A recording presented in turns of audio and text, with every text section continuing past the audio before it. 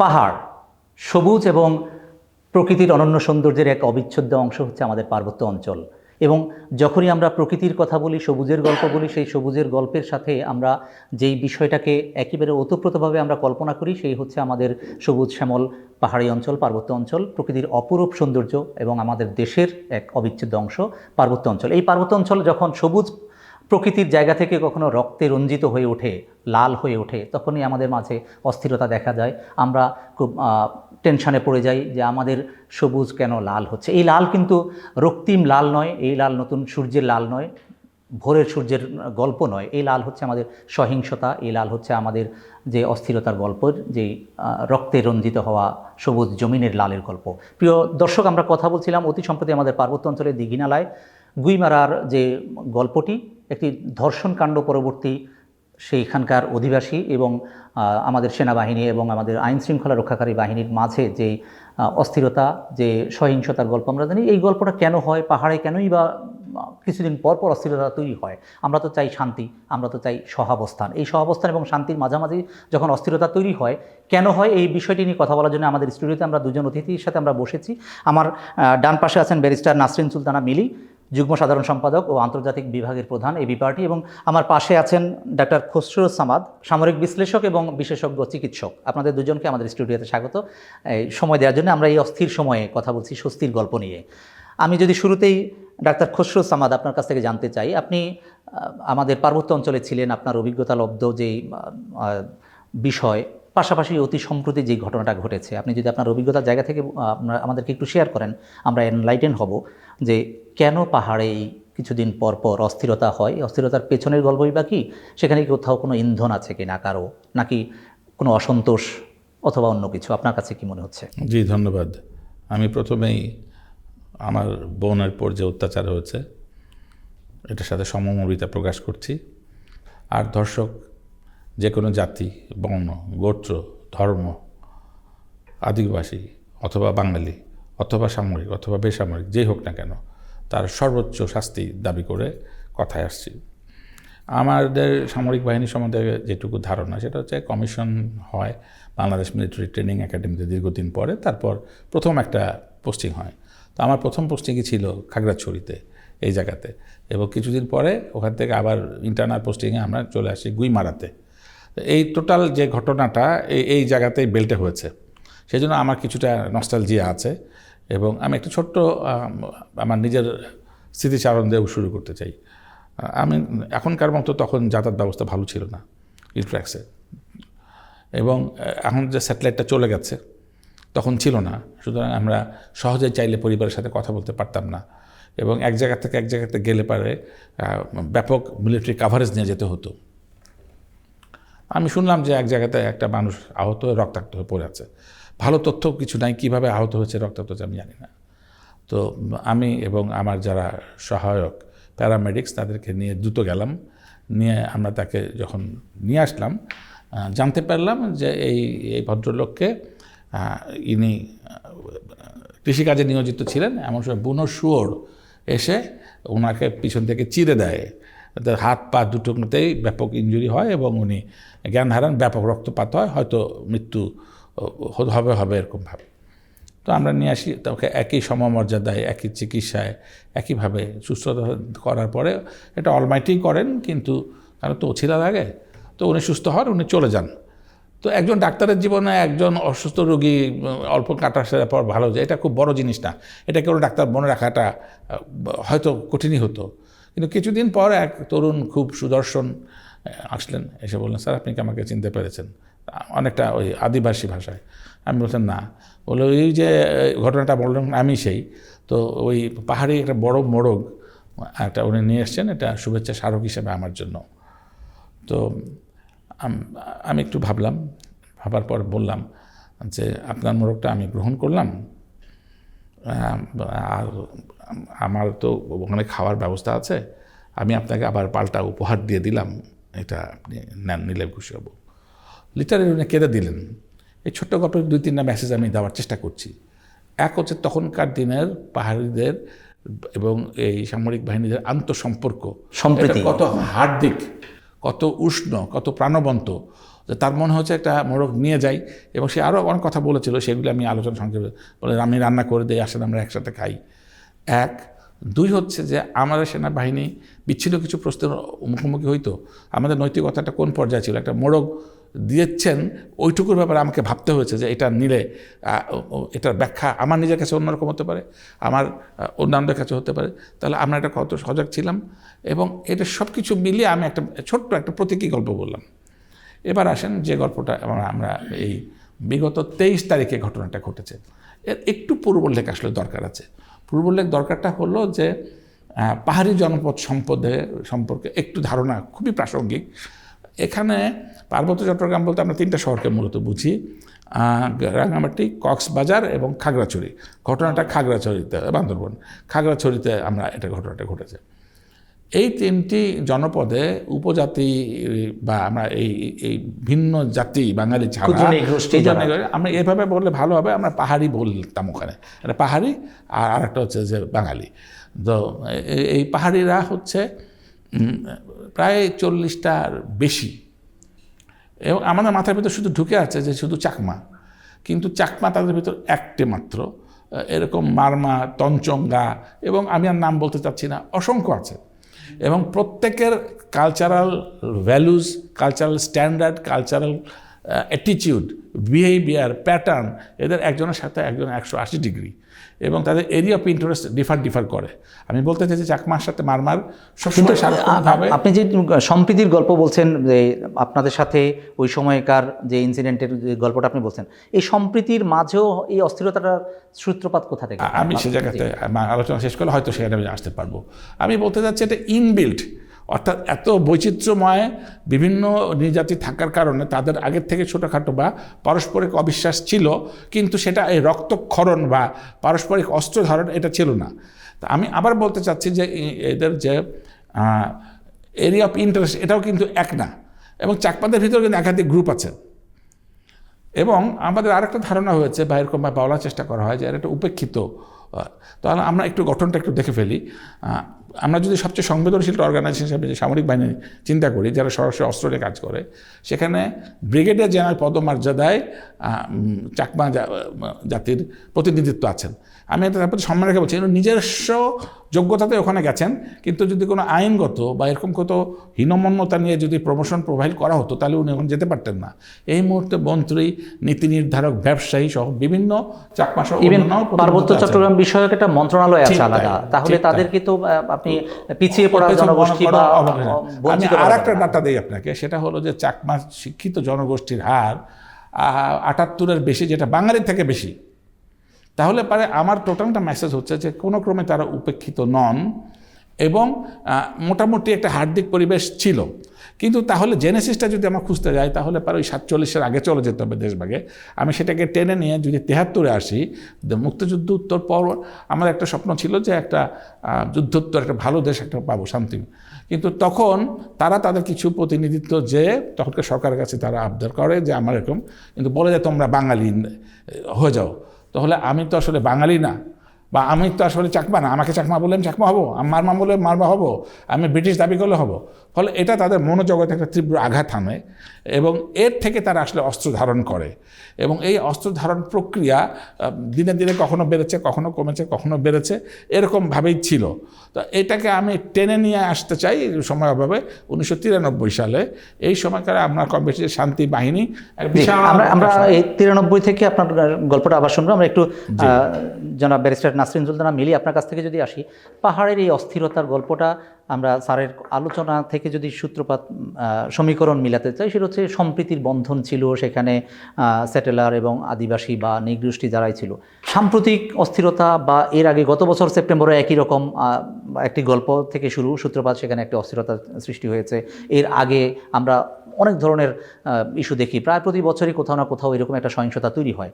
এই সহিংসতা, অস্থিরতা, আমাদের পার্বত্য অঞ্চলের অস্থিরতা কি আপনি রাজনৈতিকভাবে যদি দেখেন, অ্যাজ এ পলিটিশিয়ান, বাংলাদেশের রাজনৈতিক দলগুলোর দায় কতটুকু পাহাড়ের শান্তি বজায় রাখার ক্ষেত্রে, অথবা পাহাড়ের যদি যারা আছেন ক্ষুদ্র নৃগোষ্ঠীর যারা আছেন, তারা যে পিছিয়ে পড়া বা তাদের হীনমন্যতার জায়গা থেকে তারা তাদেরকে বঞ্চিত মনে করছে, তাদের এই বঞ্চনা থেকে আমাদের সাথে সমতলের মানুষের সাথে যে সম অধিকারের জায়গা, সহাবস্থানের জায়গা থেকে মানে একটা সম্প্রীতির বন্ধন তৈরি করার ক্ষেত্রে রাজনৈতিক দলগুলোর ভূমিকা কতটুকু আপনার কাছে মনে হয়?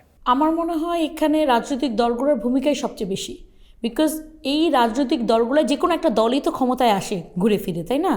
তো যখন ক্ষমতা আসে তখন আমরা করি কি, পার্বত্য চট্টগ্রাম বিষয়ক একটা মন্ত্রণালয় করে দিয়ে মনে হয় যে আমাদের কাজটা শেষ হয়ে গিয়েছে মনে করি, কিন্তু কাজটা তো এখানে শেষ হয়ে যায়নি। কিছুটা অ্যাওয়ারনেস লাগবে, আর কিছু জায়গায় হলো আমরা যেরকম আমাদের ট্রিজন ইন এনি, মানে আপনি তো দেশের বিরুদ্ধে কোনো ট্রিজন কিন্তু ইন এনি সার্কামস্টেন্সেস অ্যালাউড হয় না। আপনার যত রকম রাইটস আছে, freedom of speech, freedom of association, সব কিন্তু ওই ট্রিজনের জায়গাটা এসে আর আপনার কাজে দেয় না। সুতরাং সেই জায়গাটাকে আমরা বোঝাতে অক্ষম, কিন্তু পাহাড়ের জনগোষ্ঠী যারা আছে, প্রথমত আপনি একটা বিচ্ছিন্নতাবাদী কথা বলবেন। আপনি একটা ভিডিও ভাইরাল হয়ে গেছে যেখানে বলেছে, একজন লোক বলছে যে যতদিন না ডক্টর ইউনূসকে বলে দেন, যতদিন না এই পাহাড় ভারতের আন্ডারে থাকবে ততদিন এখানে সেনাবাহিনী থাকতে পারবে না। তো এই রকম একটা ভয়ানক কথা এখানে বলার মতো পরিস্থিতি এবং পরিবেশ ক্রিয়েট করলো কে? কারা তাদেরকে মাথায় ঢোকালো যে তারা বাংলা, আপনি বলতে পারেন আপনার অধিকার নিয়ে কথা বলতে পারেন। যেমন আপনি এই যে ধর্ষণের ঘটনাটা বলছেন, ওটাই আমি একটু বলি। ধর্ষণের ঘটনাটা যেটা হচ্ছে, মেইন অ্যাকিউজড, বিকজ এখন পর্যন্ত এটা একটা আন্ডার ইনভেস্টিগেশন, সো আমি বলতে পারি না যে ও ধর্ষণকারী। সো মেইন অ্যাকিউজ যে সে হলো লোকাল কমিউনিটির, এবং তার যারা দুজন সহযোগী যার নাম আসছে তারাও কিন্তু এই পাহাড়িদের একই কমিউনিটির। তো এই একই কমিউনিটির মধ্যে, আমাদের কমিউনিটির মধ্যে অপরাধ হচ্ছে না, অপরাধ মানুষ থাকলেই অপরাধ হবে, এবং অপরাধ হলে সেটার বিচার হতে হবে। এটাই হলো তাদের দাবি হওয়া উচিত ছিল, যে আমরা এই অপরাধের বিচার চাই। এবং আমি এটার সাথে একমত যে এই মেয়েটি যে একটা আনসেফ এনভায়রনমেন্টের মধ্যে পড়লো, অনেকেই বলছেন ধর্ষণের শিকার হয়নি, যদি সেটাও না হয়, সেক্সুয়াল হ্যারাসমেন্টও হয়, সেটারও বিচার হতে হবে। এবং তাকে কেন এই মানে ল অ্যান্ড অর্ডার সিচুয়েশন খারাপের কারণে তার এটাতে পড়তে হলো, এবং সেই জায়গাটা অ্যাড্রেস করতে হবে। কিন্তু আপনি একটা মেয়ে অপরাধের শিকার হয়েছে, সাথে সাথে যদি ওইখানে আপনার স্লোগান উঠে সেনা হটাও, তাহলে তো আপনাকে চিন্তা করতে হবে যে এখানে একটা আলটারিয়ার মোটিভ আছে। এবং আমরা কিন্তু জানি কয়েকদিন আগেই, আপনার প্রায় 2-2.5 মাস আগে একটা বড় কনসাইনমেন্ট ধরা হয়েছিল, যেখানে আপনার পাহাড়ি বিচ্ছিন্নতাবাদী উলফা এবং আপনার কুকিচিন, এই দুই, কুকিচিন কিন্তু আমাদের না, কুকিচিন আরাকানদের, কিন্তু ওরা আমাদের পাহাড়ে অস্ত্র পাচ্ছে, আমি জানি না কেমনে। তাদের একটা বড় পোশাকের কনসাইনমেন্ট ধরা হয়েছে। এখন পর্যন্ত এটার ব্যাপারে আমরা কিন্তু কেউ জানি না যে এটা কাদের জন্য আনা হয়েছিল, কেন আনা হয়েছিল, কি করা হচ্ছিল। সুতরাং পাহাড়ে এই বিষয়গুলো তো আসলে আমার মনে হয় ক্ল্যারিফিকেশন এর সাথে হ্যান্ডেল করতে হবে। তাহলে যেটা হবে যে বিভিন্ন ওই পাশের যে সন্দেহ, এই পাশের যে সন্দেহ, সব কমে আসবে। প্লাস আমি আরেকটা জিনিস বলতে চাই, ওইখানে আমি আরও কিছু ভিডিও দেখেছি, মানে আপনার প্রচণ্ড 144 ধারা জারির পরেও কিন্তু প্রচণ্ড আগুন দেওয়া হচ্ছে, প্রপার্টি ধ্বংস করা হচ্ছে, মারামারি হচ্ছে। ইভেন অতি সম্প্রতি এই ঘটনার পরবর্তী 144 ধারার পরবর্তীতে ওখানকে আর সেনাবাহিনীর হাতে দেশীয় অস্ত্র সহ একটা বাসে যারা এটা সরবরাহ করছে সেখান থেকে ধরা পড়েছে। সো এবং আমরা দেখছি যে মহিলারা সেনাবাহিনীর সদস্যদেরকে লিটারেলি ওই যে আপনার ওই পাহাড়ি গাছের গুঁড়ি দিয়ে পিটাচ্ছে। তো এইগুলি তো আসলে নট গুড। আপনাকে এটা মনে রাখতে হবে যে আপনার এইখানে যে এই মানে এই পরিস্থিতিটা ক্রিয়েট হচ্ছে, ওইখানে আপনি ভিডিওগুলোতে আপনি শুনতে পারবেন যে স্যাটেলাইটদের দোকান ভেঙে দেয়। এখানে আপনি কেন, আপনারা সবাই বাংলাদেশি, হ্যাঁ আপনি বাঙালি, উনি পাহাড়ি, উনি নৃগোষ্ঠীর, চাকমা, মারমা, যে কোনো একটা ছোটো নৃগোষ্ঠীর অংশ, কিন্তু কেউই তো বাংলাদেশের বাইরের কেউ না। তাহলে আপনি কেন স্যাটেলার ডাকবেন আরেকজনকে? এবং স্যাটেলারটা ডেরোগেটরি টার্ম কিন্তু। তা আমি বাংলাদেশি, আমাকে কেন স্যাটেলার ডাকবে?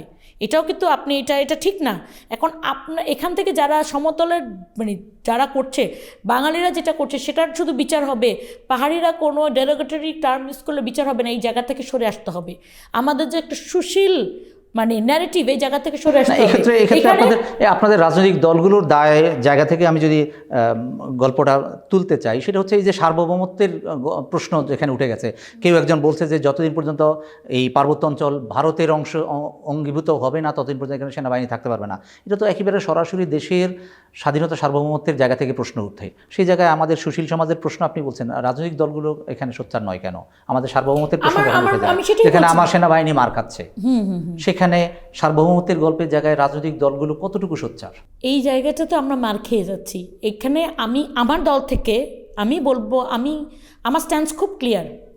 বাংলাদেশের সার্বভৌমত্ব সবার উপরে, সভরেন্টি সবার উপরে, তারপরে সব কিছু।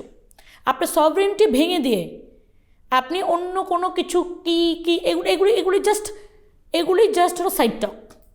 আপনি সাইড টক করে এখন লাভ নেই। আপনাকে ডাইরেক্ট যে ইস্যুটা অপ্রিয় হলো, শুনতে খারাপ লাগলো, ইস্যুটাকে হেড অন আপনাকে হ্যান্ডেল করতে হবে। এখানে অনেক রাজনৈতিক দলগুলা যেটা অ্যাভয়েড করে যাচ্ছে, তারা মনে করছে এই ব্যাপারে কথা বললে হয়তো তাদের জনপ্রিয়তা কমে যাবে, বাট এটা তারা চিন্তা করছে না দেশ না থাকলে রাজনৈতিক দল কোথায় থাকবে। সুতরাং আপনি কিন্তু দেশের অস্থিরতা ক্রিয়েট করবেন। যারা দেশের অস্থিরতা ক্রিয়েট করছে, অস্ত্র ধারণ করছে, আমাদের বাংলাদেশে তো আপনি যুদ্ধ অবস্থা না থাকা অবস্থায় আপনি তো মানে সিভিলিয়ানরা অস্ত্র ধারণ করতে পারে না। আপনাকে একটা কথা বলি, এই যে 24-এর আন্দোলনে পুলিশের গুলিতে হাজার হাজার মানুষ যে মারা গেল, 1400 মানুষের একটা লিস্ট ইউএন দিয়েছে, অলমোস্ট 1400, এবং এতগুলো লোক আহত হয়েছে। তারপরেও কিন্তু আমাদের মধ্যে থেকে কিন্তু কখনো কথা উঠে নাই যে পুলিশ ডিসব্যান্ড করে দাও, পুলিশ সরায় দাও বাংলাদেশ থেকে, আমরা পুলিশ চাই না। তাহলে কেন যে কোনো একটা অপরাধ হলে, এটা একটা সমাজে অপরাধ হবে, তাহলে কেন পাহাড়ে কয়েকদিন পরপরই স্লোগান উঠবে সেনা হটাও? এই জায়গাটা তো প্রবলেমেটিক। সেনা হটাও কেন? আমাদের ক্যান্টনমেন্ট আছে না ঢাকা শহরের মধ্যে? আমরা কি বলি সেনা হটাও? ক্যান্টনমেন্টে যদি কেউ কোনো অপরাধ করে থাকে তাহলে সেটার বিচার হতে হবে। পার্টিকুলার পার্বত্য অঞ্চলে শান্তির প্রতিষ্ঠার জন্য আমাদের একটা শান্তি চুক্তি পর্যন্ত আছে, সেটা কতটা কার্যকর অথবা কতটা কার্যকর হওয়ার মতো চুক্তি ছিল, সেটা কি এখনো বলবৎ আছে কিনা? এবং শান্তি চুক্তি থাকার পরও কেন অশান্তির সৃষ্টি হয়? শান্তি চুক্তি তো মানে আমরা একটা মুখে মুখে বললে তো শান্তি চুক্তি হয় না, আপনার এটা নিয়ে কাজ করতে হয় কনস্ট্যান্ট। আমি আপনাকে একটু এক্সাম্পল দিই। এখন পার্বত্য অঞ্চলের যে উপদেষ্টা হিসেবে আছেন পার্বত্য অঞ্চল বিষয়ক, উনি কিন্তু বহু বছর এবং আওয়ামী লীগের আমলেও ওইটার রিপ্রেজেন্টেটিভ ছিলেন। তাহলে এবং আমি অনেক ওই এলাকার লোকজনের সাথে কথা বলেছি যারা ওনাকে তাদের রিপ্রেজেন্টেটিভ হিসেবে মানে না। তা আপনি গণতন্ত্রের কথা বলেন, কিন্তু ওখানে তো গণতন্ত্র নেই। আপনি পাহাড়ি লোকরা তাদের রিপ্রেজেন্টেটিভ সিলেক্ট করতে পারছে না। তাহলে ওইখানে যারা উপরে বসে আছেন রিপ্রেজেন্টেটিভ হিসেবে বসে আছেন, তারা তাদের আখের গোছাচ্ছেন, কিন্তু আপনার পাহাড়ের লোকদের রিপ্রেজেন্টেশন কনফার্ম করছে না। তা যারা নিরীহ লোক তাদের তো আসলে রিপ্রেজেন্টেশনটা কনফার্ম হচ্ছে না। দেখা যাচ্ছে কি এখানে যারা অস্ত্রধারী তারা লাভবান হচ্ছে, যারা আমাদের বর্ডারের ওপাশ থেকে উস্কানি দিচ্ছে এবং অস্ত্র সাপ্লাই করছে তারা লাভবান হচ্ছে। এপাশ থেকে বাম যারা হলো পাহাড়ে অথবা যে কোনো জায়গায় প্রবলেম হলে মনে করে এটা তাদের খোরাক, তারা লাভবান হচ্ছে, কিন্তু ক্ষতির সম্মুখীন হচ্ছে আমরা এবং আমাদের পাহাড়ি ভাই বোনেরা। জি, আমরা আসবো এই প্রসঙ্গে।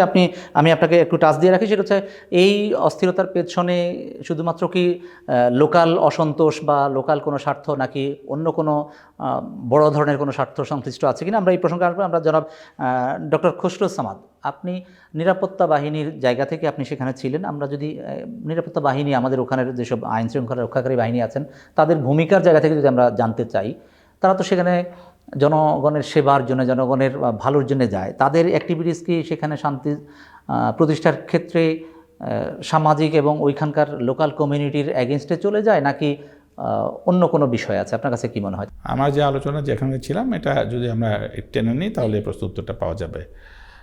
1993 আগে তাহলে পারে খুব কনক্লুসিভলি যারা নিজেদেরকে ডিক্লেয়ার করেছে যে আমি এই বাংলাদেশ মানি না বা আমাদের শহরটা ভেঙে দেওয়া, বিচ্ছিন্নতাবাদী, নিজেদেরকে তো আর বিচ্ছিন্নতাবাদী বলছে, সেপারেটিস্ট বলছে, তাহলে এরকম সংগঠনগুলি সবচেয়ে বড় সংগঠন ছিল শান্তি বাহিনী। জনসংহতি সংস্থা তার রাজনৈতিক প্ল্যাটফর্ম, আর শান্তি বাহিনী তার সশস্ত্র প্ল্যাটফর্ম। এবং এই 1993 সালে যখন চুক্তিটি হয়, তখন আমরা যে অস্ত্রের নমুনাগুলি দেখেছি, তাতে আমরা এগুলি খুবই দৃশ্যমান যে অস্ত্রগুলি বাংলাদেশের তৈরি না। অস্ত্র তো এটা তো আমাদের আর্মামেন্ট একটা স্টাডির অংশ। তাহলে আর্মামেন্টের অর্গানোগ্রাম, স্ট্রাকচার, তার উইপন, তার অ্যামুনেশন, এগুলি দেখে বোঝা যাচ্ছে যে এটা বাংলাদেশ থেকে আসে নাই। তাহলে বিদেশ থেকে এটা এসছে, এটা প্রথম কথা নিশ্চিত হয়ে গেল।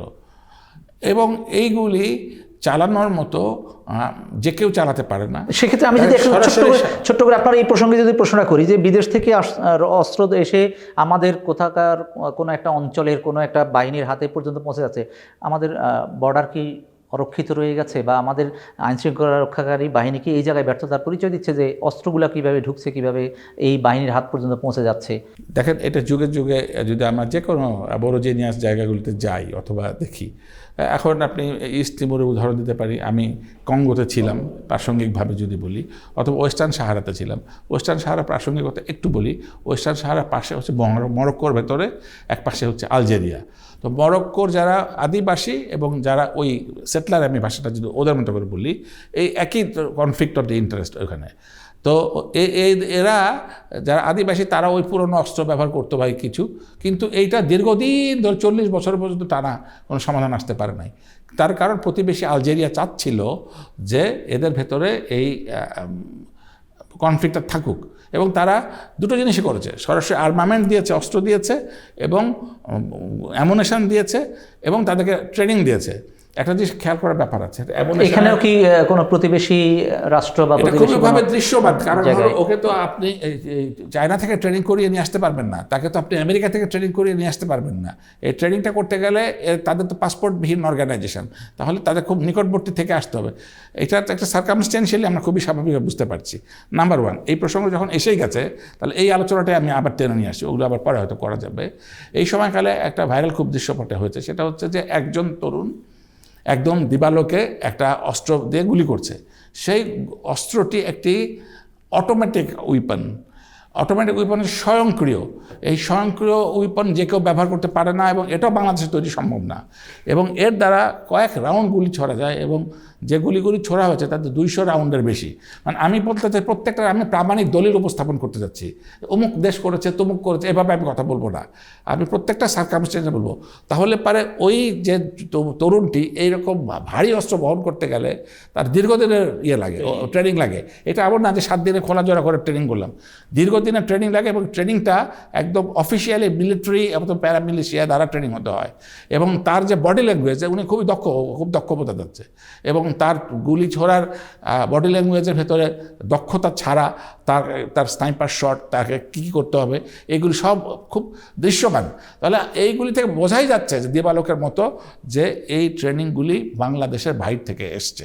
এখানে তাহলে সার্কামস্টেন্সিয়ালি আবার বলছে যে এই ট্রেনিং তো অন্য জায়গা থেকে আসা কঠিন। এবং এখন পর্যন্ত এই যে গুলির খোসা এগুলি থেকে গেছে। আমার মনে হয় যখন আরও বড় প্রয়োজন হবে তখন এটা আসবে। এখন আর একটা প্রশ্ন এখানে আমার যুক্ত করা যায়, ISPR, inter service press release, এটা সেনাবাহিনীর একটা ফেসবুকে পাতা দেওয়া আছে সাধারণের জন্য ওপেন করা। সেখানে সেনাবাহিনী অফিসিয়ালি বলছে যে এই ঘটনার সাথে মানব ঢাল হিসাবে তাদেরকে সামনে শিশু এবং নারীদেরকে দেওয়া হয়েছে। কি ভয়ঙ্কর একটা ব্যাপার। মানব ঢাল শব্দটা তারা ব্যবহার করে নাই, কিন্তু বিষয়টা তো প্রকারান্তরে তাই দাঁড়ালো। শিশু তো আমাদের সবচেয়ে আবেগের জায়গা, আমার মা বোনের সবচেয়ে আবেগের জায়গা। তাহলে সেখানে যদি কোনো কিছু হয় তাহলে প্রথমেই তো স্পর্শকাতরতা আসবে। এবং এইটাকে নিয়ে দেশি বিদেশি ব্লগাররা এটাকে কিছু কল্পিত তথ্য এবং ইন্ধন যোগানোর চেষ্টা করেছে। তখন সামরিক বাহিনী বলেছে আমাদের কাছে সেই তথ্যপাত্রগুলি সংরক্ষিত আছে, যদি প্রয়োজন হয় তাহলে আমরা সেটা উন্মুক্ত করে দিব। এখন দেখেন, এত কিছু কথা বলার পর একটা কনফিউশন ক্রিয়েট হয়ে যাবে যে তাহলে এটা কে করলো। এখানে সব পাহাড়িকে আমি ঢালাও দোষ দিতে চাই না, আবার সব বাঙালিকেও ভালোভাবে বলতে চাই না যারা আছে এইখানে। দৃশ্যমানভাবে এখন ওই যে শান্তিবাহিনী কিন্তু 1993 সালে তারা অস্ত্র সমর্পণ করেছে, কিন্তু তাদের ভিতরে আমি আগে বলেছি ইন্টারেস্ট কিন্তু কনফ্লিক্ট অনেকগুলি ছিল। এখন যেটা কাজ করতে সরাসরি সেটা হচ্ছে UPDF, এটি একটি সংগঠন, জুম ছাত্র, তাদের হচ্ছে যারা উন্মুক্ত সংগঠন।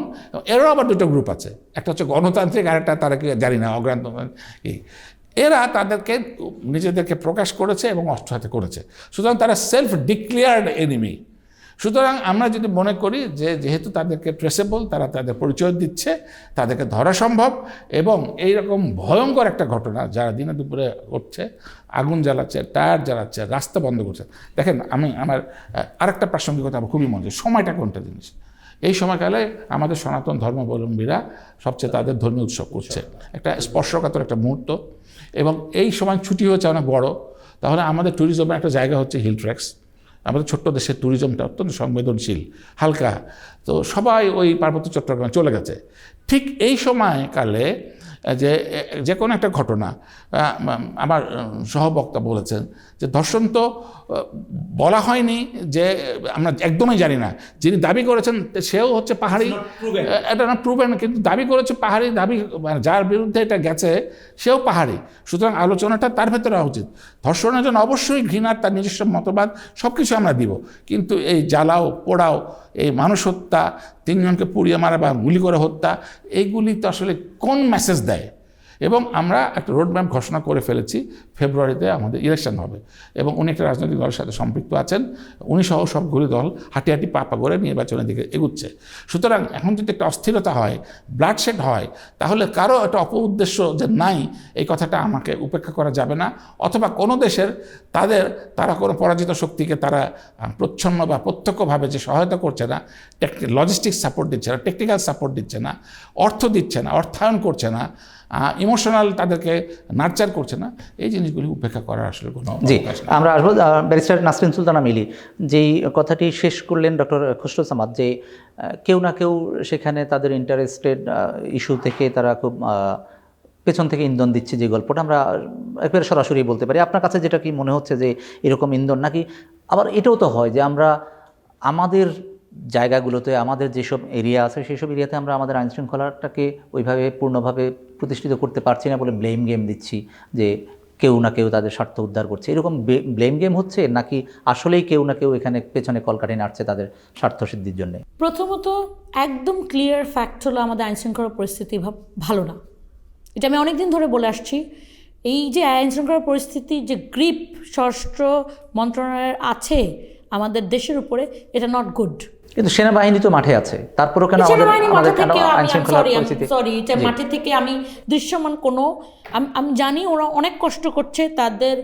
আপনার আমি নিজেও দেখি যে আমরা যে রাস্তাঘাটে চলি, ওদের যে গাড়ি নিয়ে চলে, খুব কষ্ট করছে। তো এই যে সেনা সদস্যরা গরমের মধ্যে একদম সব প্যাকড হয়ে গাড়িতে চলছে, কিন্তু আসলে এরা কষ্ট করলেও কষ্টের রেজাল্ট আমরা পাচ্ছি না। মানে আপনি গোল গোল ঘুরছেন, কষ্টের রেজাল্টটা পাচ্ছি না। প্রথমত আইনশৃঙ্খলা পরিস্থিতি ভালো নয় দেখে আমরা বারবার বলছি যে এই পরিস্থিতিতে আপনারা একটা ভায়োলেন্স ফ্রি লেভেল প্লেয়িং ফিল্ডওয়ালা ইলেকশন দিতে পারবেন না, এটা আমরা বিশ্বাস করছি না। এবং এটা নিয়ে আমরা খুব শঙ্কিত, এটা নিয়ে আমরা বারবার বলছি।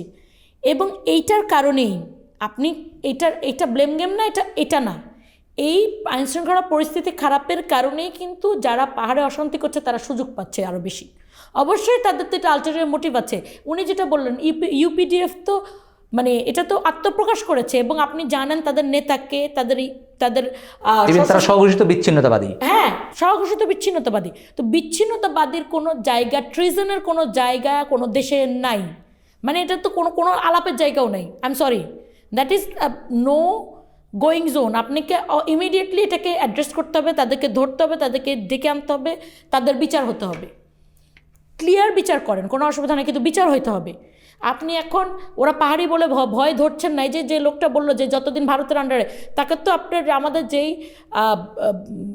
আপনার যে প্রযুক্তি আছে সেটা দিয়ে তাকে আইডেন্টিফাই করে ধরাটা খুব একটা তো ডিফিকাল্ট ব্যাপার না, কিন্তু এখন পর্যন্ত আমরা ধরতে পারছি না। কেন ধরতে না পারার পেছনে কি আন্তরিকতার অভাব, না অন্য কোনো থ্রেটেন কোনো গল্প বা হিডেন কোনো কিছু আছে? আমার যেটা মনে হয় প্রথমত আন্তরিকতার অভাব, প্লাস যেটা বললাম আর কি, স্বরাষ্ট্র মন্ত্রণালয়ের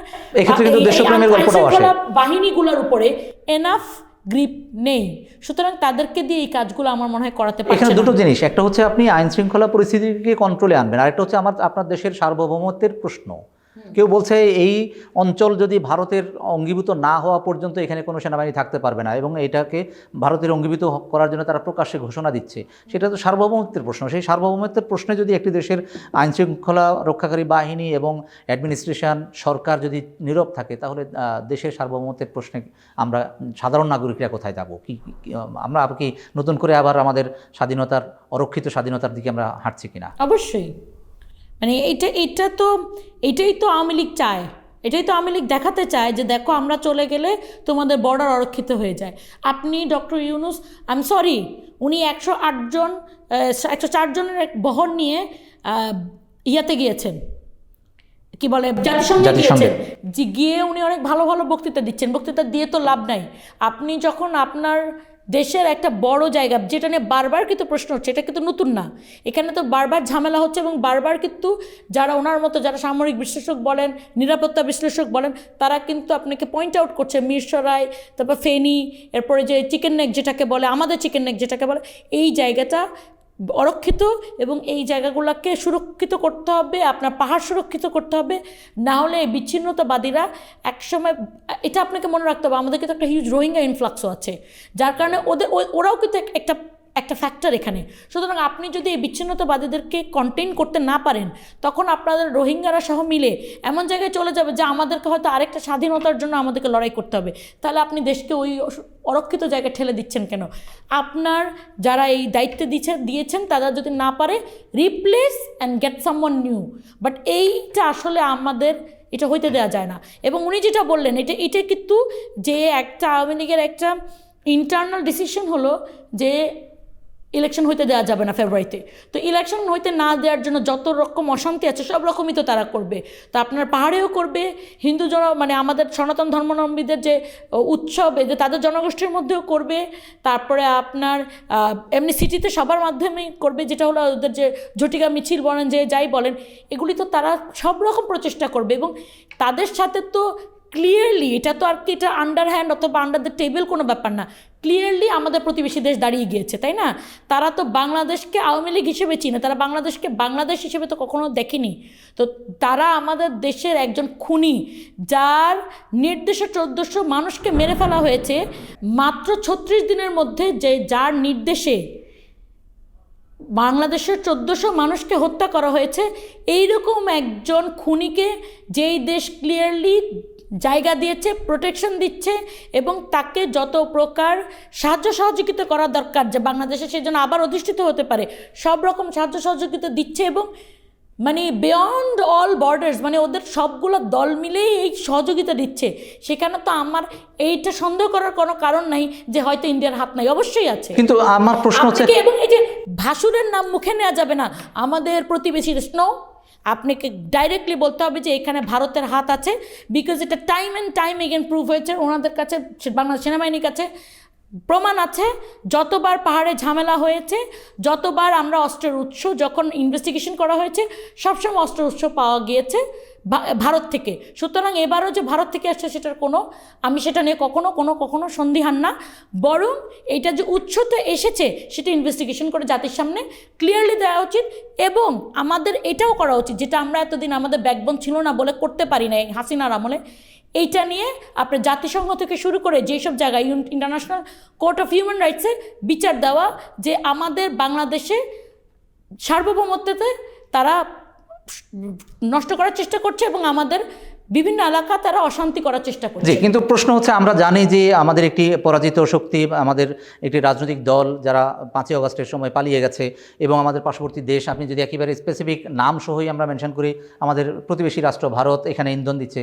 আমরা জানি আমাদের স্বাধীনতা সার্বভৌমত্ব প্রশ্নের সম্মুখীন, কিন্তু এরপরও আমরা আমাদের বাংলাদেশের হাল চালে আমরা যেটা দেখি, আমাদের রাজনৈতিক দলগুলোর নির্বাচনে জোট হয়, আমাদের ক্ষমতায় যাওয়ার জন্য আমরা একীভূত হতে পারি, আমরা আদর্শের ভিন্নতা থাকা সত্ত্বেও আমরা একই মঞ্চে আমরা জোট করতে পারি, কিন্তু দেশের স্বাধীনতা সার্বভৌমত্বের জায়গা থেকে আমরা কখনো কোনো রাজনৈতিক দলের কোনো জোট বা সম্মিলিত যে ভয়েস রেজ করা অথবা অ্যাকশনে যাওয়া, সেটা আমরা দেখতে পাই না।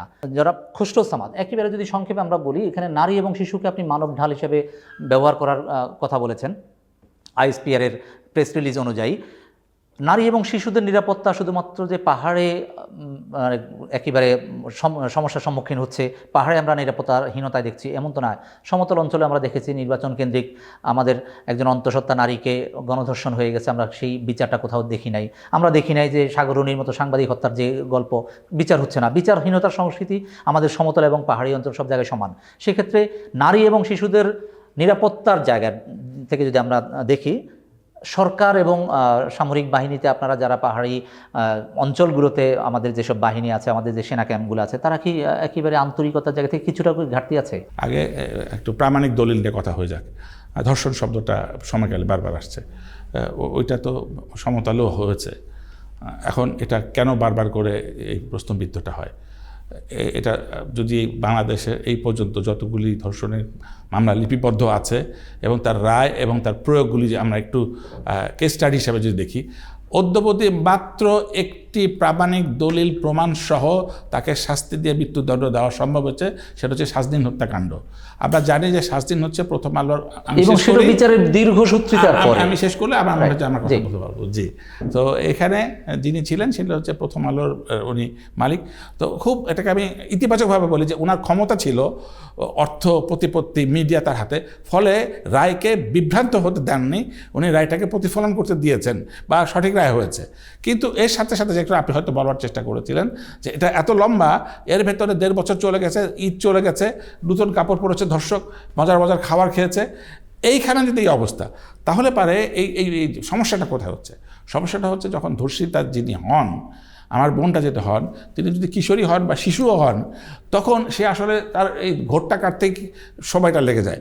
তারপর সে এই আইনের কাছে যাবে কি যাবে না, এটা একটা সোশ্যাল স্টিগমা, ট্যাবু, তাকে তার করলে তার ভবিষ্যৎ বিয়ে হবে কি হবে না, এটা তার পরিবার একটা দ্বন্দ্বে পড়ে যায়। আবার ধর্ষক যদি ক্ষমতাধর হয়, পরবর্তীতে তাকে খুন করে ফেলতে পারে বা এই একটা ভীতির ভিতরে তারা পড়ে যায়। যাই হোক, আমি ধরে নিলাম যে তাকে থানাতে আনা হলো। থানাতে আনার পরে যে ভয়ঙ্কর একটা সিনারিও হয়, ওই সদ্য কৈশোর পেরোনো, সে মানসিকভাবে ট্রমাটাইজড হয় এবং তাকে যখন ইন্টারোগেট টাইপ যখন কোশ্চেন করা হয় যে তুমি কি এই প্রত্যঙ্গের ভিতরে প্রত্যঙ্গ, এই শব্দগুলির সাথে সে পরিচিত না, তাকে দানবীয় শব্দ মনে হয় এবং তার শরীরে সিমেন আছে কিনা এটা যখন তাকে খুঁজতে চাওয়া হয়, এটা কি খুঁজতে চাওয়া হচ্ছে, তার জন্য এটা আর একটা মানসিক অত্যাচারের শিকার। আমি ধরে নিলাম যে থানা থেকে আরও একটা এরিয়ে যে আদালতে আসলো, উনি লয়ার আছেন। মানে আপনি বলতে চাচ্ছেন সে থানা বা আমাদের আইনশৃঙ্খলা রক্ষাকারী বা কোথাও আইনের আশ্রয় নিতে গেলে সে মানসিকভাবে আবার নতুন করে ধর্ষণ। হ্যাঁ, তারপর যখন আপনি ইয়েতে নিয়ে আসেন, এই আদালতে নিয়ে আসা হয়, যখন তাকে ক্রস ইন্টারোগেশন করা হয়, তখন এই সবার সামনে এই রকম বিষয়গুলি, তাকে নিষ্ঠুর ওইভাবে কোশ্চেনগুলি তাকে আর একটা প্রকারান্তরে মানসিক ধর্ষণের শিকার করা হয়। এবার আসেন ডাক্তারি পার্টটা। ডাক্তারি যে কাজটা, যেই ডাক্তারটা এটা করেন, তাকে ফরেনসিক এক্সপার্ট হতে হয়।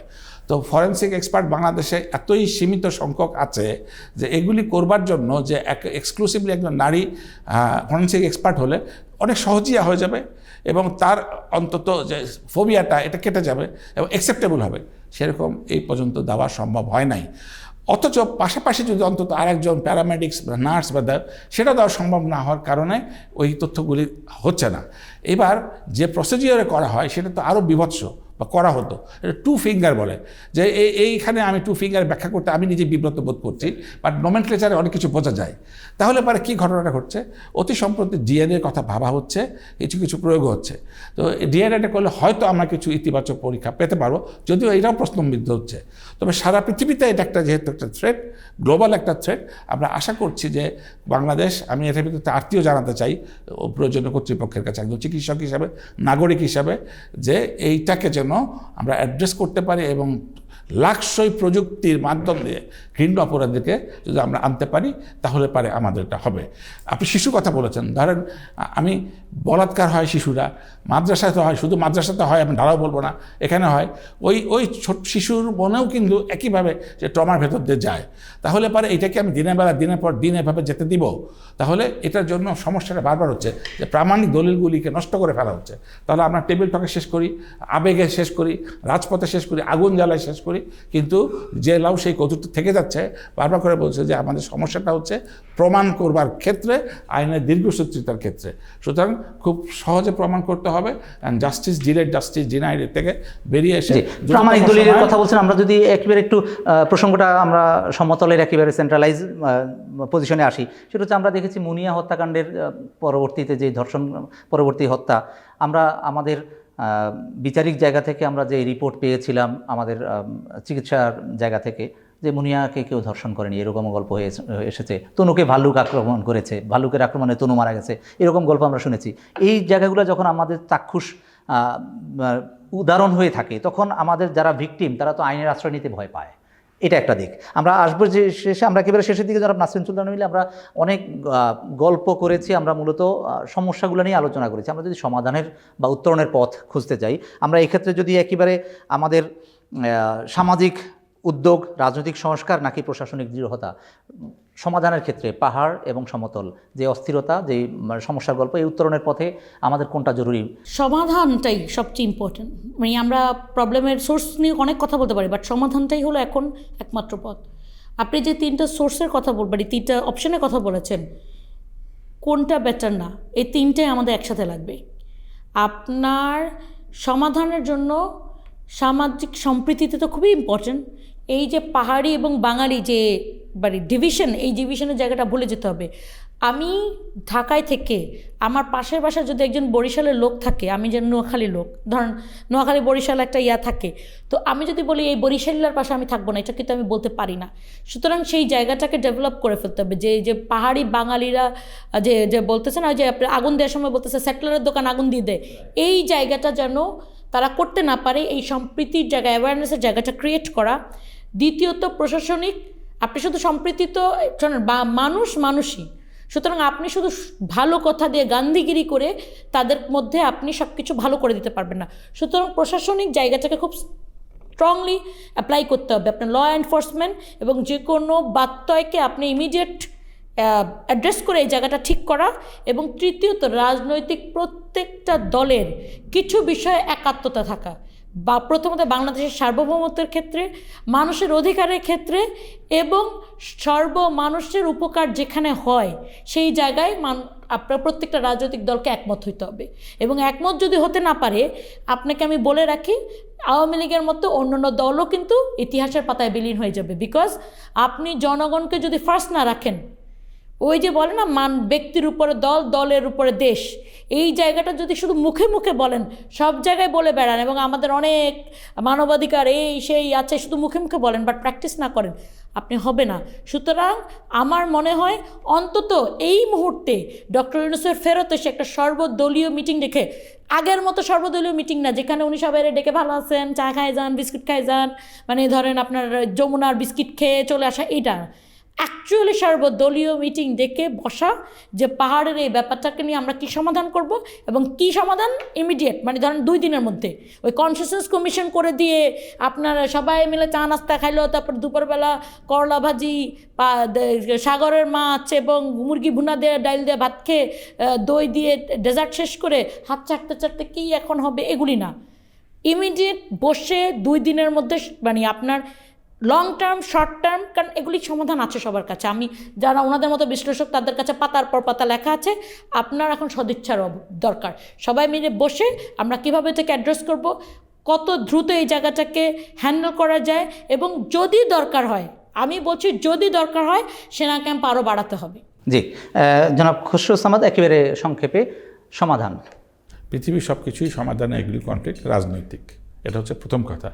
রাজনৈতিকভাবে সমাধানের এলিমেন্ট হিসাবে সেনা আসতে পারে, অন্যান্য শান্তি ফোর্স এজেন্সি আসতে পারে, এবং যেগুলি হলো ব্যুরোক্রেসি আসবে, জুডিশিয়ারি সিস্টেম আসবে, সেক্রেটারিয়েট আসবে, আমার সেখানে ইলেকট্রিসিটি, সুষম ব্যবহারের ইলেকট্রিসিটি আসবে, কালচারাল স্ট্যান্ডার্ড আসবে, হেরিটেজ আসবে, সব কিছুই। কিন্তু এটাকে শ্যাডোটা রাখতে হবে একটা আমব্রেলার নিচে, যেটা পলিটিক্যাল। জি, আপনাদের দুজনকে অনেক অনেক ধন্যবাদ। প্রিয় দর্শক, আমরা মিরর সংলাপের আমরা চেষ্টা করেছি সমস্যার মূলে যাওয়ার জন্য। সংক্ষিপ্ত সময়ের ভিতরে একেবারে সমস্যার মূলোৎপাটন বা মূল আবিষ্কার করাটা যদিও কঠিন। আমাদের দুজন আলোচক চমৎকারভাবে ওনাদের অভিজ্ঞতা এবং ওনাদের মেধা দিয়ে ওনাদের যেই বিষয়গুলো আলোকপাত করেছেন, আমরা আশা করি আপনারাও এনলাইটেন হয়েছেন। আমরা চাই যে পাহাড়ে সম্প্রীতি আসুক, শান্তি আসুক। আমাদের পাহাড় এবং সমতল বলে কোনো কথা নেই। আমাদের মানচিত্র হচ্ছে আমাদের বডির এক একটি অঙ্গের মতো, অঙ্গাঙ্গিভাবে আমরা যেভাবে জড়িত থাকি। আমার একটি অঙ্গে যখন ব্যথা পাই, সেই ব্যথাটা আমি কোথায় ফিল করি সেটা আমি জানি না, আমি ফুল বডি ব্যথা পাই। ঠিক একই রকম আমাদের দেশের যে মানচিত্র, সেই মানচিত্রের একেবারে সর্বশেষ সীমানায় যদি কোথাও কখনো অস্থিরতা তৈরি হয়, রক্তপাত হয়, সেই ব্যথাটা যাতে আমার বুকে বা আমার ব্রেইনে ইফেক্ট করে, সেই রকম আমরা আমাদের দেশপ্রেমের জায়গা থেকে আমরা কথা বলতে চাই। আমরা চাই পাহাড়ে শান্তি ফিরে আসুক। আমরা চাই আমাদের শুধুমাত্র পাহাড় নয়, সমতলে প্রত্যেকটা জায়গায় আমাদের শান্তি এবং সহাবস্থান আমরা চাই। প্রিয় দর্শক, মিরর সংলাপ এই পর্যন্তই। সবাই ভালো থাকবেন, সুস্থ থাকবেন। আসসালামু আলাইকুম।